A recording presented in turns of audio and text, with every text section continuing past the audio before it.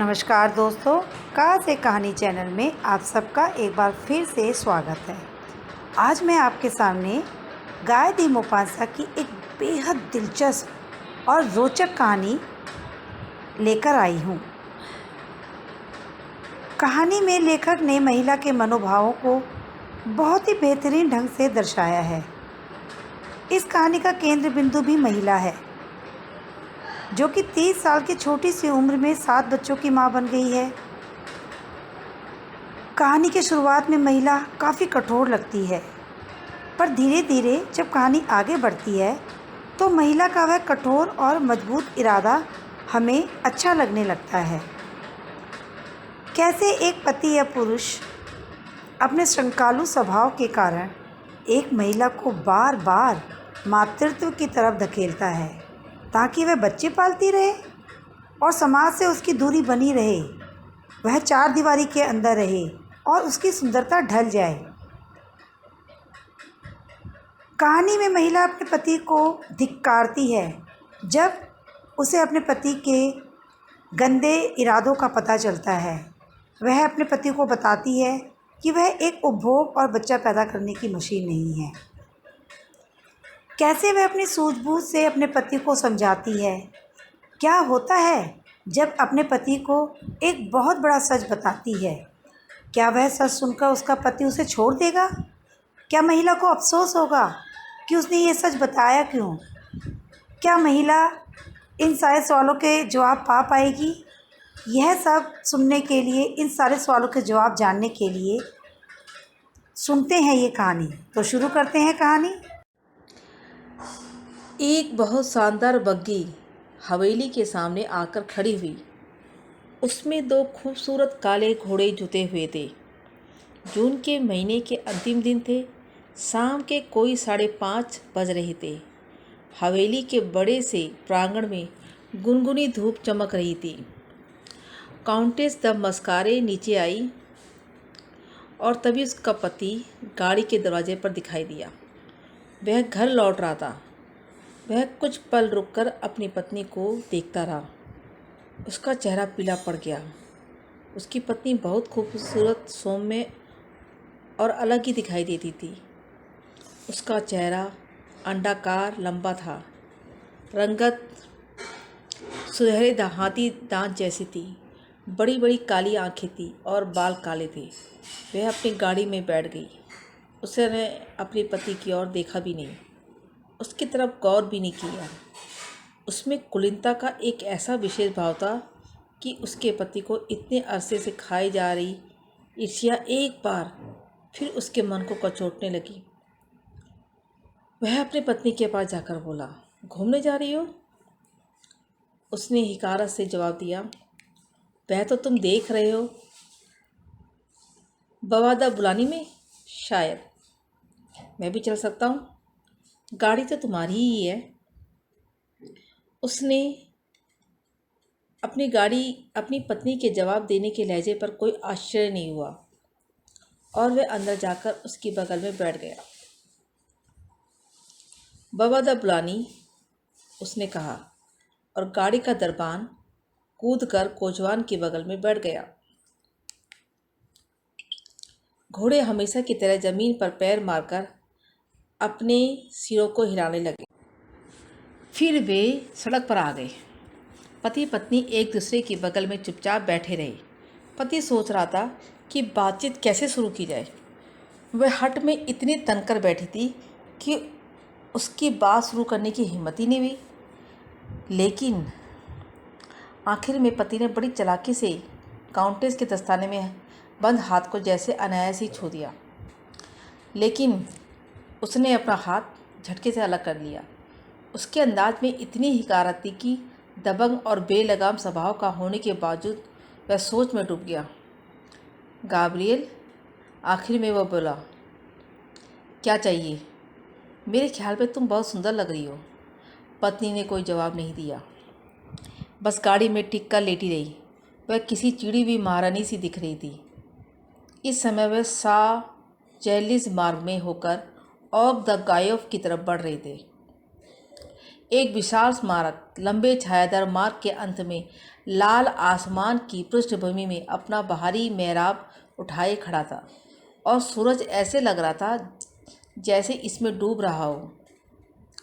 गाड़ियों के चमकदार साज और बत्तियों से धूप परावर्तित हो रही थी। उनकी कतार एक बहती हुई दोहरी धारा की तरह थी, जिनमें से एक तो शहर की ओर बह रही थी और एक जंगल की ओर। इस बीच मस्कारे ने अपनी बात जारी रखी। मेरी प्यारी गैब्रियल, अब तो काउंटेस के बर्दाश्त से बाहर हो गई और उसने खींच कर जवाब दिया, उफ, मेहरबानी करके मुझे चैन से रहने दो। अब तो मुझे अपनी गाड़ी को अपने इस्तेमाल करने की छूट नहीं रही। लेकिन काउंट ने ऐसा जताया जैसे उसने उसकी बात सुनी ना हो। वह बोलता रहा, तुम आज इतनी खूबसूरत कभी नहीं दिखाई दी। काउंटेस का धैर्य निश्चय ही जवाब दे चुका था। उसने क्रोध में जवाब दिया, इस पर गौर करके तुम गलती कर रहे हो, क्योंकि मैं कसम से कहती हूँ कि अब मैं तुम्हारे साथ इस तरह का कोई लेन देन कभी नहीं रखने वाली।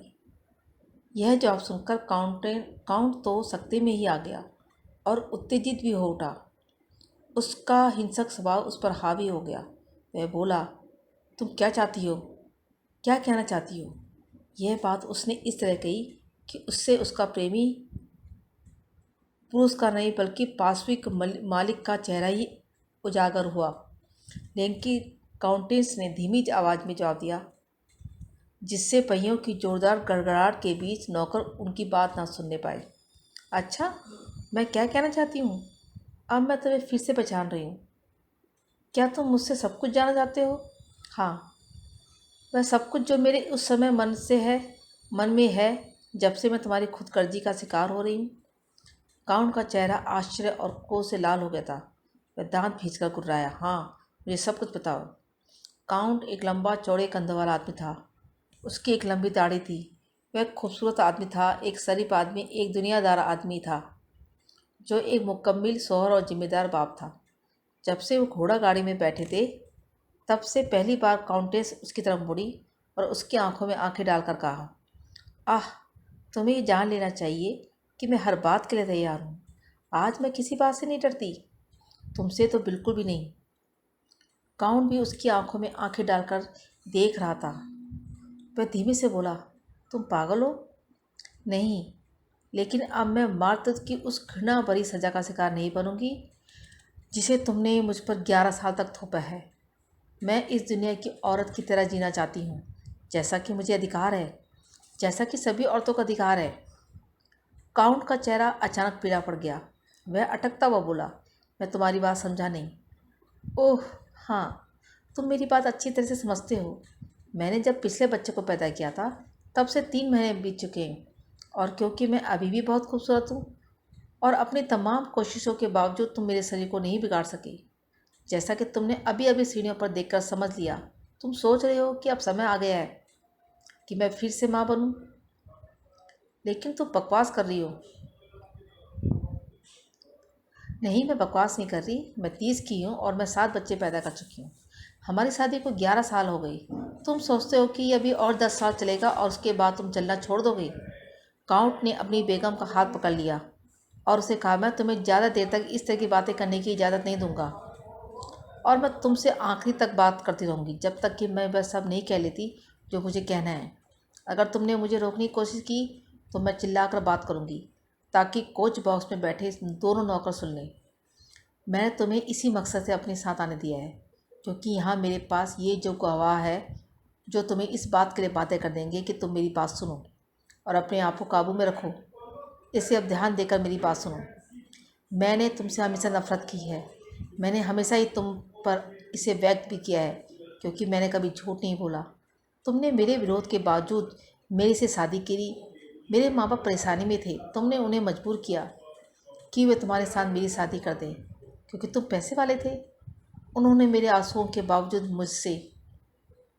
मुझे तुमसे शादी करने को बाध्य किया। इस तरह तुमने मुझे खरीद लिया, और जैसे ही मैं तुम्हारे कब्जे में आई, जैसे कि मैं तुम्हारी बीवी बन गई, अपने आप को तुम्हारे से साथ जोड़ने को तैयार रहूं। तुम्हारी दबाने और धमकियों वाली बातों को भूलने के तैयार हूँ। ताकि मैं बस यह याद रखूं कि मुझे एक समर्पित पत्नी बनना है। अपनी ओर से ज़्यादा से हो सके तुम्हें प्यार करना है। जैसे कि यह सब हुआ, तुम ईर्ष्या करने लगे। तुम्हारी जैसी ईर्ष्या पहले कभी किसी मर्द ने नहीं की होगी। यह एक जासूस की नीच हे ईर्ष्या थी और तुम्हारे और मेरे दोनों के लिए अपमानजनक थी। हमारी शादी को अभी 8 महीने भी नहीं हुए थे कि तुमने मुझ पर बेवफाई का शक करना शुरू कर दिया। तुमने मुझे कह भी दिया। कितने अपमान की बात थी। लोगों को खुश करने से और बैठकों और अवकारों में मुझे पेरिस की एक खूबसूरत औरत कहे जाने से तो रोक नहीं सकते थे। इसलिए मेरे प्रशंसकों को मुझसे दूर रखने के लिए तुम्हारी समझ में जो भी आया तुमने वह सब किया। तुमने मुझे हमेशा मातृत्व की हालत में रखने की यह घिनौनी तरकीब सोच निकाली। यह तुमने इस हद तक किया कि मैं मदजात से ही चिढ़ने लगी हूँ। लेकिन फिर मुझे इसका अंदाज़ा हो गया। तुमने इस बारे में अपनी बहन से भी डिंग मारी और उसने ये बात बता दी मुझे, क्योंकि वह मुझे पसंद करती है। तुम्हारे इस गंवारू घटियापन से वो भी चिढ़ती है। याद करो हमारे झगड़ों को, टूटे हुए दरवाजों तालों को। 11 साल तक तुमने मुझे बच्चा पैदा करने वाली एक घोड़ी की हालत में रखा। फिर जैसे ही मैं माँ बनती तुम में मुझसे अरुचि हो जाती और महीनों तक तुम मुझे दिखाई नहीं पड़ते। मुझे देहात में पारिवारिक हवेली में खेतों में चरगाहों के बीच अपना बच्चा पैदा करने के लिए भेज दिया जाता। जब मैं तरोताज़ा खूबसूरत और अट्टू होकर लौटती तब भी मैं मोहक होती और लगातार अपने प्रशंसकों से घिरी होती। यह आशा करती थी कि अब मैं आखिर एक जवान रईस औरत की तरह रह पाऊंगी, एक सम्मानजनक जीवन जी पाऊंगी। तब ईर्ष्या तुम्हें फिर घेर लेती। तुम फिर से उस बदनाम और घिनौनी लालसा से मुझे प्रताड़ित करना शुरू कर देते। यह मुझे पाने की लालसा नहीं है, क्योंकि मैं तो अपने आप को तुम्हारे आगे सौंपने से कभी मना नहीं करती, बल्कि यह मुझे बदसूरत बनाने की लालसा है। तुम्हारे बच्चों ने मेरी कोख से पलते समय तुम्हें जो सुरक्षा दी थी, उस तमाम एहसास के साथ तुमने अपने आप को उनसे जोड़ लिया।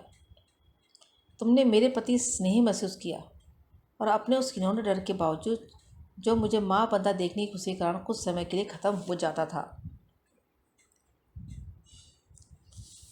कितनी बार तो मैंने इस खुशी को तुम में देखा है। मैंने तुम्हारी आंखों में देखा है और अनुमान किया है। तुमने अपने बच्चों को अपनी जीत समझकर उनसे प्यार किया, इसलिए नहीं कि वह तुम्हारा अपना खून थे। वे तो मेरे ऊपर तुम्हारी जीत के प्रतीक थे।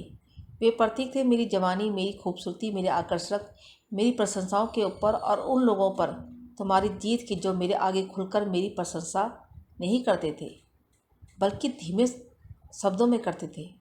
तुम उन पर घमंड करते हो, उनकी परेड लगाते हो।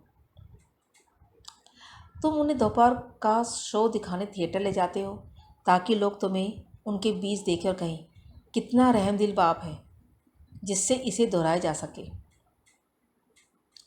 काउंट ने बड़े वैसेपन से पत्नी की कलाई पकड़ ली। उसने इतनी जोर से खींचा कि वो चुपचाप रही। हालांकि दर्द के मारे उसकी चीख निकलते निकलते रह गई। फिर दबी आवाज़ में उससे बोला, मैं अपने बच्चों से प्यार करता हूँ। सुनो, तुमने यह जो अभी अभी कहा है, यह एक माँ को शोभा नहीं देता। लेकिन तुम मेरी हो, मैं स्वामी हूँ। मैं तुमसे जो भी चाहूँ जब भी चाहूँ ले सकता हूँ। कानून मेरे पक्ष में है। वह अपने बड़े से मर्दाना हाथ की मजबूत पकड़ में अपनी पत्नी की उंगलियों को कुचल देने की कोशिश कर रहा था। दर्द के मारे वह हाँफने लगी। उसकी आंखों में आंसू आ गए। तुम देख रही हो ना, मैं स्वामी हूँ और ज़्यादा मजबूत भी, वह बोला। जब उसने अपनी पकड़ थोड़ी सी ढीली की तो उसकी पत्नी ने उससे पूछा, क्या तुम सोचते हो कि मैं एक धार्मिक औरत हूँ? इस सवाल पर वो चकित होकर अटकते हुए बोला, हाँ। क्या तुम सोचते हो कि मैं क्राइस्ट के शरीर वाली वेदी के आगे अगर किसी बात के सच होने की कसम खाऊंगी तो झूठी होगी? नहीं। तो क्या तुम मेरे साथ चर्च चलोगे? किस लिए? तुम खुद देख लेना। बोलो, चलोगे? अगर तुम सचमुच यही चाहती हो तो हाँ। फिलिप कोचवान ने थोड़ा झुकते हुए जैसे केवल अपने कान को मालकिन की तरफ किया। उसने घोड़ों पर से अपनी नज़रें नहीं हटाई। काउंटेस ने कहा, फिलिप, टुर्रू चलो, और बग्गी जो बवादू बुलाने के प्रवेश बिंदु पर पहुंच गई थी, पेरिस लौट पड़ी। पति पत्नी में पूरे रास्ते कोई बात नहीं हुई। जब गाड़ी चर्च के आगे रुकी तो मादाम मास्कारे कूद कर बाहर आई और चर्च में चले गई। काउंटेस बिना रुके गायक मंडली वाली जाली तक गई और एक कुर्सी के घुटनों के बल गिरकर उसने अपने चेहरे को हाथों में छिपा लिया। वह देर तक प्रार्थना करती रही। काउंट को साफ दिखाई दे रहा था कि वह रो रही है। वह चुपचाप रो रही थी, जैसे औरतें उस समय रोती हैं जब वे किसी गहरे असहनीय दुख में होती हैं। उसका शरीर एक तरह से हचकोले ले रहा था। काउंट मस्कारे के हिसाब से स्थिति ज़्यादा लंबी खिंच गई थी, इसलिए उसने काउंटेस के कंधे को छुआ। इस पर से वह जैसे अपने आप में लौट आई और जल गई हो। वह उठी और सीधे काउंट की आंखों में देखा। मैं तुमसे यह कहना चाहती हूँ, तुम मेरे साथ चाहे जो भी करे ना, मुझे इसका डर नहीं है। तुम चाहो तो मुझे जान से भी मार सकते हो। तुम्हारे बच्चों में से एक तुम्हारा अपना नहीं है। यह बात मैं कसम खाकर ईश्वर के सामने कह रही हूँ। जो यहाँ मेरी बात सुन रहा है, तुमने अपने जिन घिनौने मर्दाना अत्याचारों का शिकार मुझे बनाया है, मुझे बच्चे पैदा करने की सज़ा भरी गुलामी दी है, उसके बदले में मेरे लिए यही प्रतिशोध संभव था। मेरा प्रेमी कौन था, यह तुम कभी नहीं जान पाओगे। तुम चाहो तो हर किसी पर शक कर सकते हो, लेकिन तुम्हें कभी इसका पता नहीं चल पाएगा। मैंने उससे प्यार नहीं किया, मैंने तो बस तुमसे विश्वासघात करने की गरज से अपने आप को हवाले कर दिया। कौन सा बच्चा किसका है, यह तुम कभी नहीं जान पाओगे। मेरे 7 बच्चे हैं, कोशिश करो और पता लगाओ। मैंने तो सोचा था कि बाद में तुम्हें सब बताऊंगी, क्योंकि किसी आदमी को धोखा देकर ही उससे पूरी तरह से बदला नहीं लिया जा सकता। उसे इस धोखे के बारे में मालूम भी होना चाहिए। तुमने मुझे आज यह इकबाल करने के लिए बाध्य कर दिया है। अब मैं अपनी बात कह चुकी हूँ। तो दोस्तों, ये कहानी मैं अभी यहीं समाप्त करती हूँ। इसका शेष और अंतिम भाग अगले ब्लॉग में आपको सुनाऊंगी। तो तब तक बने रहिए मेरे इस चैनल के साथ और कहानी सुनते रहिए। धन्यवाद, नमस्कार।